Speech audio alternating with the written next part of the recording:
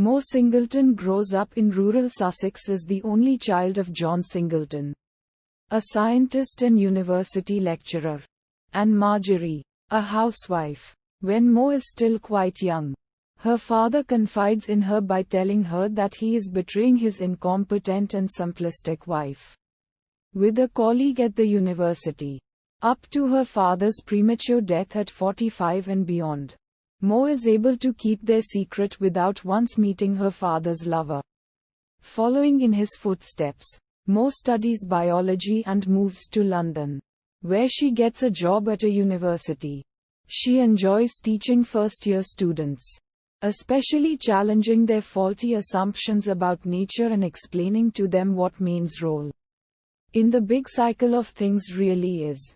She visits her widowed mother in the country every once in a while and spends pleasant weekends with her, has a satisfactory relationship with her boyfriend Luke, a biochemist, and has started making plans for, and is very much looking forward to, her research project which will take her to an isolated spot in the tropical rainforest that covers large parts of the island of Borneo, Udharan Chennai. When, shortly before her departure, she meets Joe Yates, who has been hired as her replacement for the 6-month period she will be gone.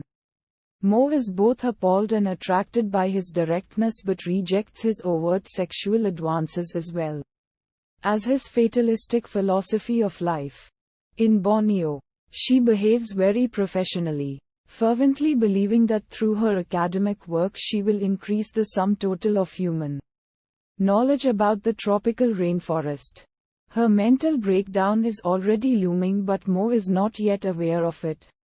Her mind starts deteriorating rapidly when in the middle of her stay in Borneo, Joe Yates pays her a surprise visit, questioning the validity and relevance of her findings. He eventually succeeds in seducing her. They have wild, unbridled sex in the wilderness, only to tell her afterwards that he is only passing through and his current girlfriend, one of his students, is actually waiting for him in the nearest town. Mo has to be flown back to England and is institutionalized.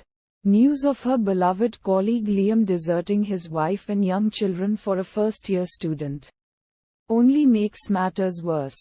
After her recovery, Mo gives up her academic career and becomes a cleaning lady, working to a fixed schedule and enjoying the detail and planning involved. She sees a psychiatrist once a week and still has the occasional nightmare about the rainforest.